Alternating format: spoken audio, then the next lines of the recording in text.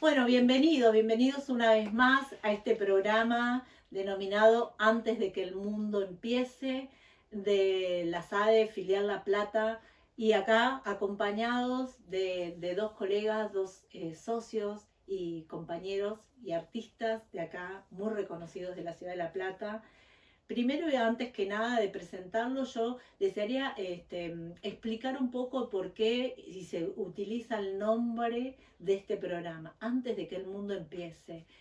Porque sentí la necesidad de que esta filial La Plata, tenga la posibilidad de que todos nuestros trabajos y las presentaciones y todos los escritores que hacen tanto bien a la cultura local, estén de alguna manera en estos espacios donde este mundo, que por más que uno por ahí lo rechace de alguna manera, es un mundo que comienza y que es un mundo distinto, en el que las plataformas, todos los aparatos y sistemas digitales están a la hora del día, y tenía ganas de que aparezca todo el trabajo que se hace. Y vamos a hacer unos episodios para poder compartir con distintos colegas distintos temas, abordarlos, no desde un lugar nostálgico, sino desde un lugar de apertura, de un lugar donde este mundo que se viene, nosotros vamos también a representarlos aquí, dando nuestras opiniones y también nuestras reflexiones. Es un momento de reflexionar de este mundo antes que comience. Así que le damos esta bienvenida a Guillermo Pilia, que es Diría. Pilia, muy bien, que es escritor, referente de la narrativa y la poesía y secretario de la SADE Nacional. Le damos la bienvenida, y también a Cristina Demo, docente, actriz, escritora, con una mirada muy rica desde el teatro dramaturgo y la educación. Y nuestro tema de hoy que vamos a abordar es justamente la literatura y la educación.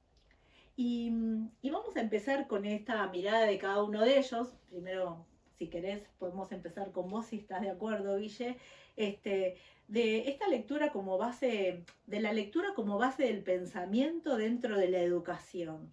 ¿Qué está pasando con esta literatura, esto de leer en la educación para vos?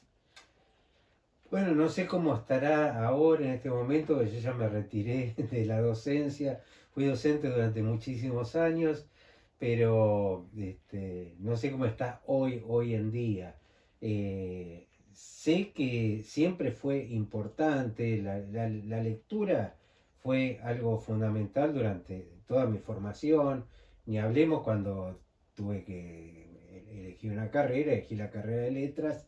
Y en ese momento en la carrera de letras se leía mucho, así en todas las literaturas eran 40, 45 libros por año en cada literatura, ¿no? Que se leía. Pero bueno, eso depende también de los docentes. Habrá docentes que enfatizan más en el tema de la lectura y otros que no. Yo fui siempre de docentes que enfatizaron el tema de la lectura, y hoy estamos en un momento que, por lo que escucho, por lo que leo, bueno, siempre hay algún déficit con respecto a esto, ¿no? Sí. Cuando se hace alguna evaluación de los chicos, siempre dice, bueno, falla en la comprensión de texto, falla en la capacidad lectora, matemáticas también tienen otras fallas, ¿no? Pero generalmente se evalúa lenguaje y matemáticas, ¿no? Así que creo que nunca está de más que recalquemos sobre esto, sobre la importancia de la lectura, y que la lectura empiece desde chiquitito, ¿no? Que es algo que sí empieza de chiquito, Sí, claro. porque nosotros tenemos nietas chiquititas y yo creo que ellas ya son amantes de la lectura, son amantes de los libros, les gustan los libros, ya no los leen todavía, pero los escuchan. Y después hay una etapa de la vida que parece que esto se deja de lado, bueno, y se puede vivir sin leer, ¿eh? Y Sí, no es así. La lectura sí, es para toda la vida, es algo que es un camino que se empieza de muy chiquito en la infancia y que tiene que acompañarnos hasta el último día de nuestra vida, ¿no? Sí, por eso digo que es importante también a esto cuando hacías la referencia de que ya no sos más docente, pero que sin embargo podés dar una opinión porque uno, no estando por ahí ejerciendo como docente, se da cuenta a la hora de la comunicación, porque la literatura o bien leer nos ayuda también en esto de la comunicación. Exacto. Mejora la comunicación. Sí. Entonces, cuando uno se sienta frente a un otro, no con necesariamente hablar sobre temas puntuales o específicos, pero uno se comienza a darse cuenta cuando uno ha leído y el que no ha leído, ¿no? Sí. Entonces, no es necesario a veces ser docente o dedicarnos a la docencia sin dejar de dar nuestra opinión de lo que vemos en lo social, ¿no? Claro. Eso, por eso es importante. Y me gustaría que vos, Cris, nos des tu opinión también desde tu lugar como Sí, artista, ¿no? Por un lado, tengo esas dos vertientes. Por Sí. un lado, hasta el año pasado fui docente en prácticas del lenguaje en cursos de sexto grado y primer año. Y esto que decía Guillermo, la literatura también, siempre se trabaja con los textos, con la lectura, pero también tiene que ver no solamente con el docente, sino con el contexto social en donde está inserta la escuela. Porque hay escuelas que están muy desfavorecidas, en barrios muy vulnerables, donde es imposible pedirle a una familia que, bueno, para dentro de una semana tiene que estar leído tal libro. Entonces se trabaja de otra manera. Hay esto de el libro compartido.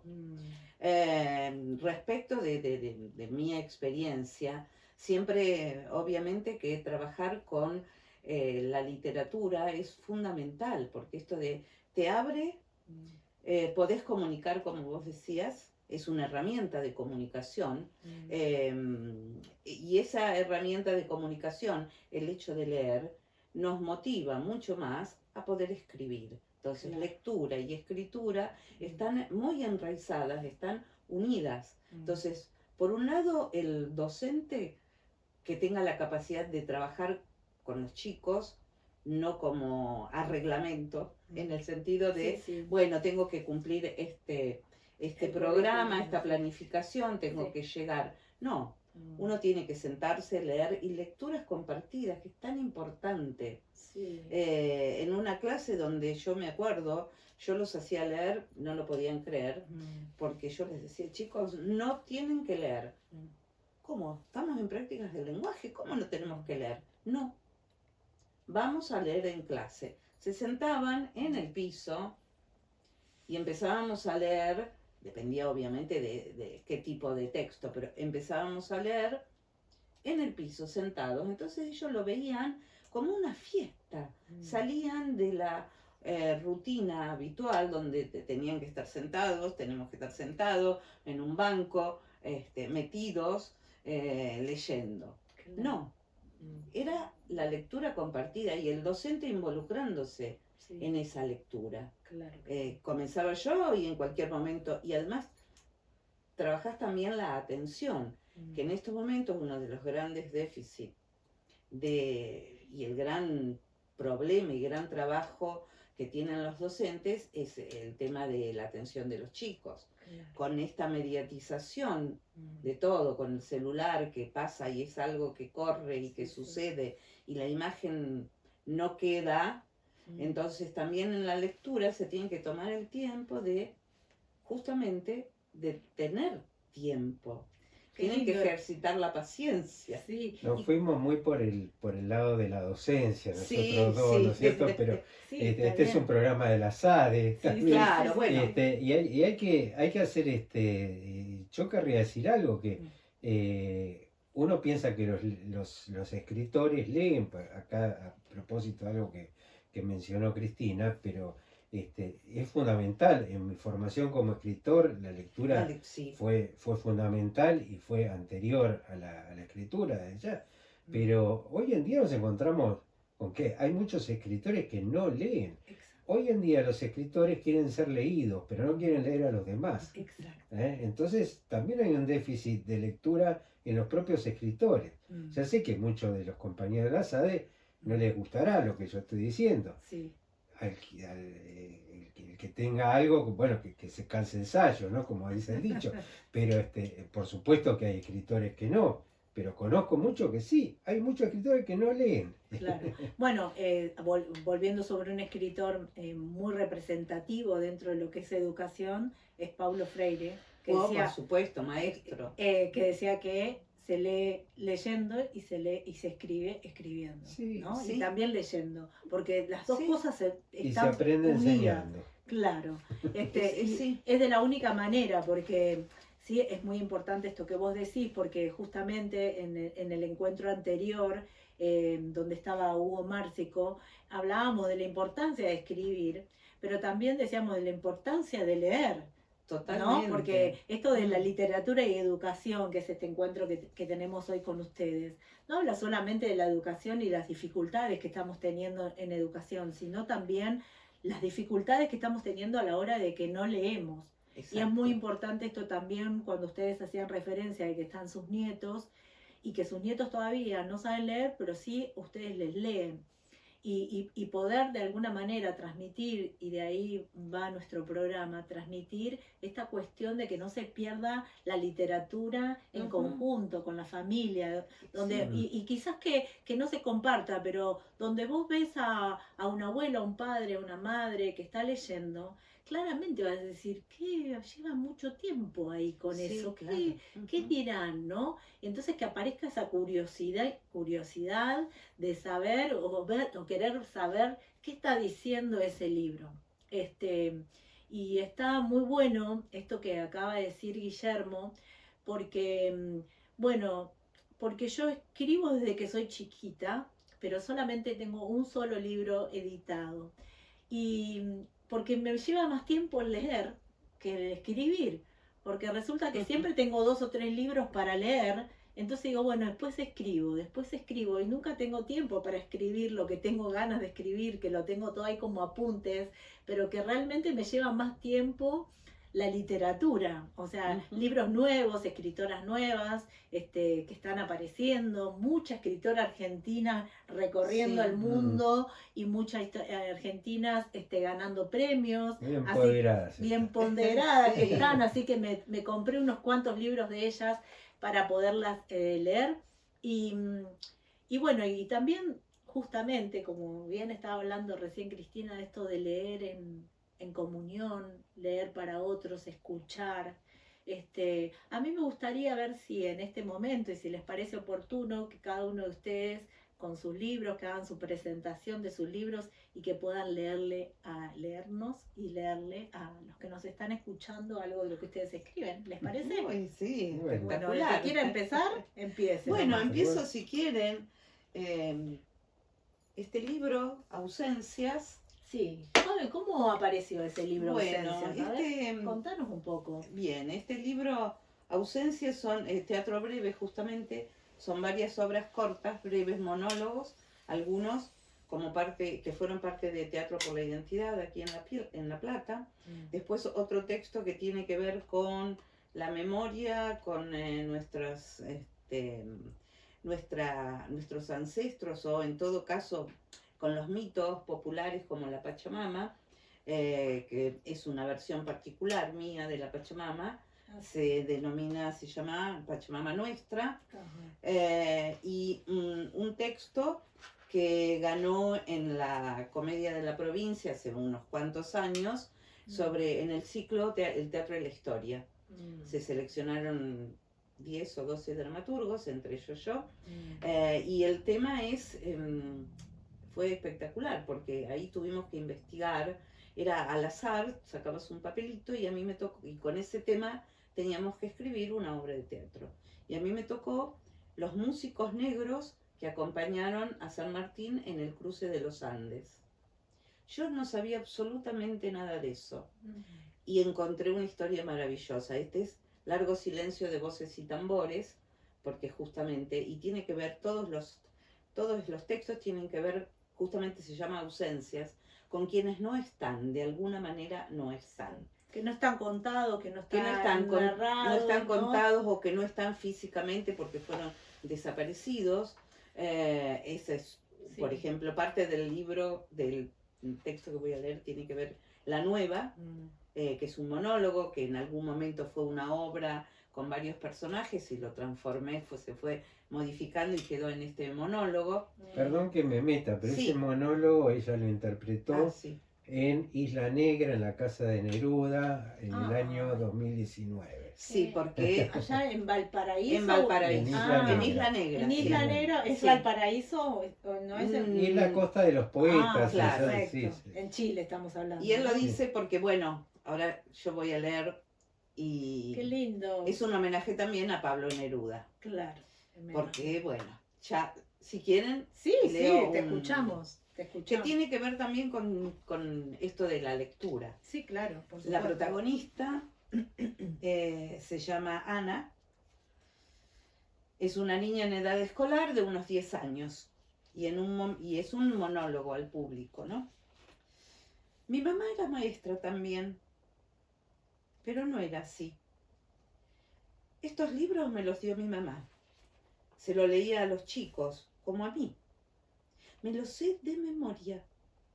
Y mi papá también me los leía. Sí, este libro y otros que estaban en su mesita de luz. Tengo una amiga que me dijo que su papá no tiene libros en su casa porque dice que juntan tierra. Este libro tiene muchas palabras y dibujos. Este es mi cuento favorito, Pablo. El pueblo se llamaba chato y polvoriento, recostado frente al mar. Era una cinta de arena y piedra oscura. Aquello sucedió por la tarde y de sus bocas no salió ninguna palabra. El silencio fue un poncho abierto, oscureciendo el pueblo. Eso decía mi mamá, y mi papá le contestaba que no había que hablar, que el silencio es salud. Pero ella no le hacía caso, hablaba y hablaba. Decía que todo se había vuelto gris, y todos los días, cuando me dejaba en la escuela, ella se iba a otra más chiquita.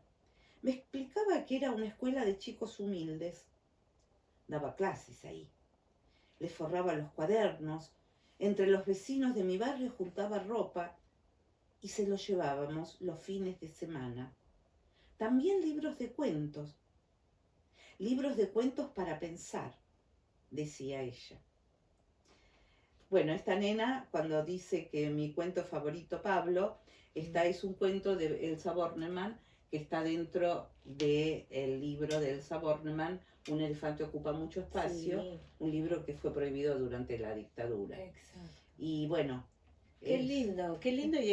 Y volviendo un poco, que como sin saber lo que vos ibas a leer, obviamente, estábamos hablando un poco de eso, ¿no? De este espacio claro, en donde sí, hay sí. chicos donde en la casa no tienen libros y en otros espacios sí, Sí, hay, y aparecen, exactamente. y aparecen Ujú. estos libros y me remontaste al momento en donde era muy pequeña y viví con mi abuela, que era italiana, unos pocos años, y ella me narraba cuentos a la noche cuando me iba a dormir, pero ella era analfabeta y entonces estaba aprendiendo el español.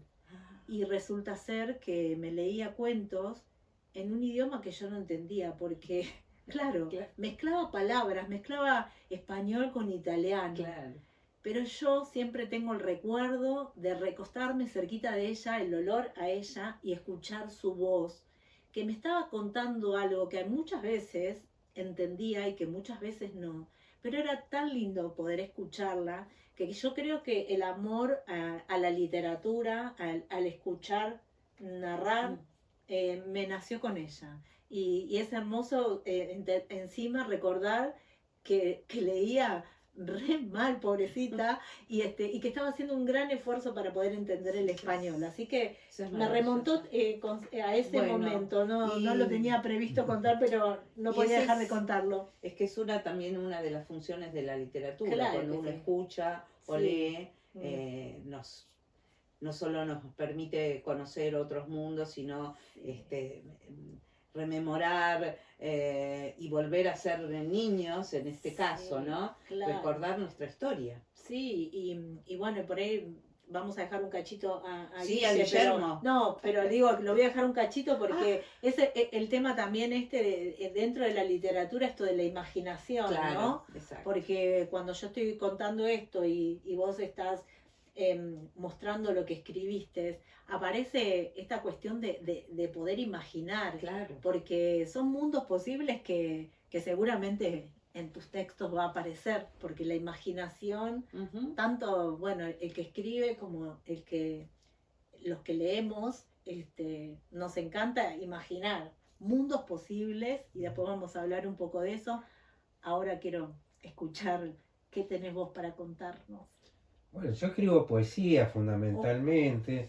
La poesía es un género difícil, hay quien dice que ni siquiera es un género literario, que la poesía está por otro lado, la literatura es el teatro, es la narrativa fundamentalmente, y la poesía es como un arte aparte, pero es un arte que se manifiesta con la palabra también, ¿no? Y a veces esto de los mundos imaginarios que decían, no se entiende cuando hablamos de la poesía. La gente piensa que la poesía es autorreferencial, que el poeta vuelca sus confesiones, su vida, sus secretos, todo lo vuelca en lo que escribe, ¿no? Entonces confunden al autor con lo que nosotros llamamos el hablante lírico. El hablante lírico es ficcional, igual que los personajes que ella crea en el teatro, igual que el narrador que crea un novelista o un cuentista, o cuando aparece un cuento en primera persona. Es exactamente lo mismo, ¿no? Digo esto porque ahora voy a leer un poema de este libro que, por supuesto, cuando uno escribe, toma experiencias propias, toma cosas que a uno lo atraviesan y todo, pero uno crea un texto ficcional. Y este texto, por ejemplo, un texto ficcional es una carta imaginaria de una ex alumna a un ex profesor, ¿no? Porque a los que hemos sido profesores de literatura, generalmente los alumnos nos recuerdan. Sí. Y nos recuerdan por lo que le hemos enseñado, fundamentalmente por los libros que les hemos dado a escribir. Pero a mí me recuerdan mucho por las poesías que les he hecho leer, que es lo que menos importancia se le da dentro de la lectura en la educación. Prácticamente no se enseña a leer poesía. No se le enseña porque es difícil leer poesía. Y lo que hay que... uno puede enseñar lo que ama, ¿no? Sí. Entonces, yo como era algo que yo lo amaba, lo enseñaba y lo transmitía con amor. Habrá profesores que aman la poesía y que la transmiten con amor. Después te voy a entonces a compartir en otro momento un grupo de alumnos pequeñitos que yo traje acá a grabar poesía, porque les enseñaba a leer y escribir a través de la poesía. Yo creo fervientemente eso que vos decís, que la poesía la descalifican un poco, como que el cuento a los niños los va a divertir más, y a mí me pareció, siendo maestra de niños, que era más interesante y les gustaba más la poesía que los cuentos. Esa fue mi experiencia, por eso dije, mira, yo todo lo opuesto. Creí siempre que la poesía para ellos era mucho más entretenida que el cuento en sí. Y eso es mi experiencia. Por los dos lados, ¿no? Pues la poesía también entra como canción, en los libros, todo. Bueno, este poema es un poema que habla de la literatura, habla de la poesía y habla del amor, habla de un amor compartido entre un profesor y una alumna. Que no soy yo, que es ficcional. Es ficción, es ficción. Ay, Dios. Ni se refiere a ninguna alumna especial, ¿no? Y se llama Métrica del Amor. Okay. Hoy le ha escrito su alumna favorita, la que nunca temió su porte adusto, ni la cólera que a veces lo anegaba. Aún lo veo marcando en tiza roja los acentos de un verso, o con vergüenza mis poemas que hablaban sin nombrarlo. Él está envejecido y ella es madre. Lo que pudo haber sido nunca fue. Ven que la vida no admite excepciones. Sé que lo amé y pienso que es probable que usted también me amara, de una forma difícil de explicar, más que el misterio que acopla las sílabas. 2, 3 clases, el mundo tolera de amor, pero ellos entienden que son tantas. Hago mías, maestro, sus palabras. Todavía preciso encontrar mi voz. Yo no sé cómo decirle ahora que en la cárcel de la métrica aprendí libertad. Hoy le he escrito su alumna, o es probable que él lo hiciera por ella. Por su amor nunca ha dicho que ya a nadie le importa. Ay, qué hermoso. Bueno, este poema pertenece a ¿Cómo se este llama libro el que se llama libro? Orfandad de las Cosas, Ok. que es mi último libro, así como libro, editado, porque después de este apareció una antología de los 45 años de mi obra editada, que son muchos, pero este es el último libro así, eh, digamos, el último título, que es Orfandad de las Cosas, que se publicó en Granada, lo publicó la Academia de Buenas Letras de Granada, de la que yo soy miembro también, Muy entre otras hermoso. cosas que hago. Bueno, cuando ahí me estabas leyendo tu cuento, tu poema, perdón, me remontó a cuando la gente se mandaba cartas. Tuve como una sensación viste, de antes cuando nos mandábamos cartas, Claro, que bueno, es otro vivíamos tiempo, en después, otros sí, tiempos, sí. ¿viste? Entonces, digo, qué lindo esto que tiene la literatura, que es el de imaginar, ¿no? Ella cuando me empezó a leer, que me llevó directamente a mi abuela, pero directamente, ¿eh? Este, y que cuando vos estabas leyendo, me llevaste directamente a las cartas. Entonces, les quería preguntar un poco a ustedes para que podamos compartir con los oyentes o aquellos que nos vayan a ver o a escuchar, esto de la imaginación.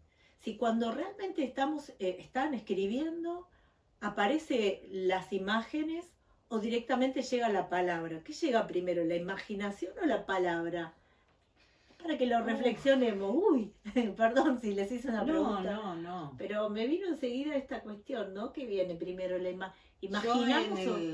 a ver, la escritura teatral por ahí es diferente a la escritura, a la Mm. poesía o a la narrativa, más cercano a la narrativa, ¿no? Porque se cuenta una historia en un texto teatral, pero desde lo personal a mí primero me viene la imagen, la idea, tengo todo en la cabeza.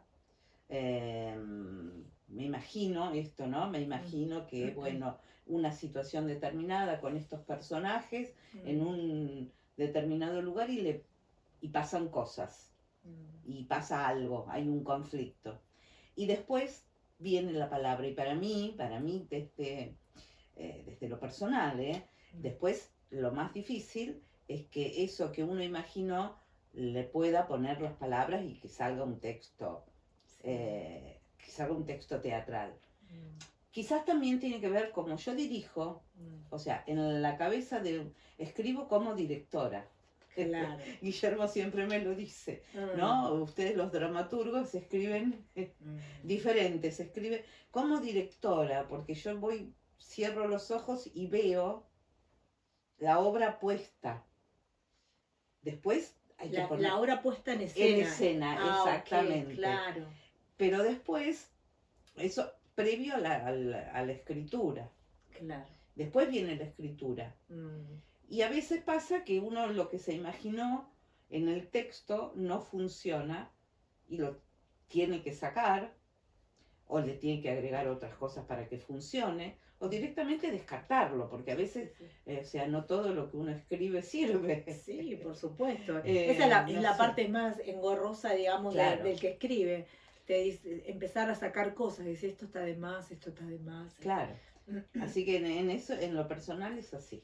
En la poesía es distinto, porque la poesía no tiene que tener un sentido siquiera.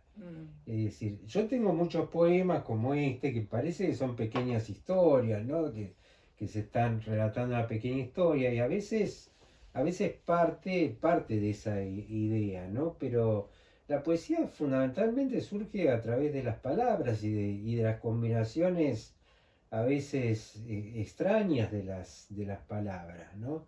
Si yo digo cielo celeste, eso no genera ningún tipo de emoción, ¿no? Pero hay otras combinaciones, palabras que no tendrían que estar juntas y que sin embargo se unen, y eso genera una emoción estética y a partir de ahí muchas veces se va empezando a construir un poema, porque la poesía fundamentalmente es forma. Claro. Es forma más que contenido, a diferencia de la narrativa o de la... Y también o como del- una del musicalidad teatro. puede llegar a ser. Bueno, sí, También, eso, ¿no? eso también, bueno, porque la poesía sigue todavía vinculada, o debería seguirlo, a sus orígenes, donde estaba muy ligada a la música, ¿no? Claro. Yo, de hecho, yo escribo con métrica, Mm. esa métrica que aparece también ahí en el poema, yo escribo esa métrica y yo puedo hacer, ahí sí asumo las palabras de la alumna esta del poema que decía, en la cárcel de la métrica aprendí libertad. Claro, me encantó esa frase. Para mí la métrica me da libertad. Otro va a decir, no, la métrica Claro, encajona, la qué sé corseta. yo, las Sí, ideas. sí, Claro. sí, claro. Si yo no escribo poesía escribo, sí, también, si puedo expresar alguna idea, la expreso, pero las ideas hay que expresarlas acá, en los medios de comunicación, en las barricadas, en la toma de un colegio. Claro. Ahí hay que expresar las ideas, ¿no es cierto? Y en la literatura también, si se puede también. Pero eso Sartre se lo dejaba a los dramaturgos y a los narradores. A los poetas no, los poetas decían, los poetas hagan lo que quieran, ¿no? Entonces, los poetas trabajamos más que nada con la palabra, ¿no? Sí, y después... Y con la forma. Sí, y digo, estoy tratando como de hilar todo lo que estamos hablando y digo, desde cuántas miradas está la literatura. La mirada desde el arte, el teatro, la tuya como poeta y la mía como docente, porque realmente yo siempre digo que o trato de transmitir, porque me gusta mucho la literatura, entonces cuando mis alumnos llegan a las clases se van a encontrar con todos libros arriba de la mesa y se los pongo como una manera como de estímulo para que los miren aunque sea. Algunos miran y otros no, pero es, bueno, que les dé curiosidad. Y me resulta muchas veces que decimos, bueno, me dice, este que bueno, vamos a leerlo. Entonces empiezan a leerlo y llega un momento que empiezan, me estoy aburriendo, me dicen. Le dije, hay una parte que vas a ver que no te aburrís más, que es cuando te empezás a meter adentro de eso que estás leyendo, ¿no? Empezás a introducirte en la historia y cuando te dejas llevar con la historia, aparece esto tan bonito que después me dicen, ¿me lo puedo llevar, profe? Y eso es un poco las distintas experiencias que acá estamos viviendo, ¿no? Uno como inspiradora, que quiero que la gente, o por lo menos los que se acercan a mí, tengan deseo de leer y la curiosidad por leer, y después ellos como escritores y también como docentes en los distintos lugares donde están, transmitir esta emoción, este amor por los libros, ¿no? Y bueno, y como para darle un cierre a esta conversación tan bonita, me gustaría que quizás cada uno de ustedes pueda transmitir y dejar aquí con sus palabras, como bien lo dijiste vos, en estos espacios es donde debemos decirlo, que podemos transmitir tanto como agentes, como ciudadanos, como escritores, como lectores y también como docentes para que la gente no deje de tener curiosidad por un libro. ¿Cómo lo podemos decir en palabras, digamos, ¿no? ¿Cómo le podemos decir?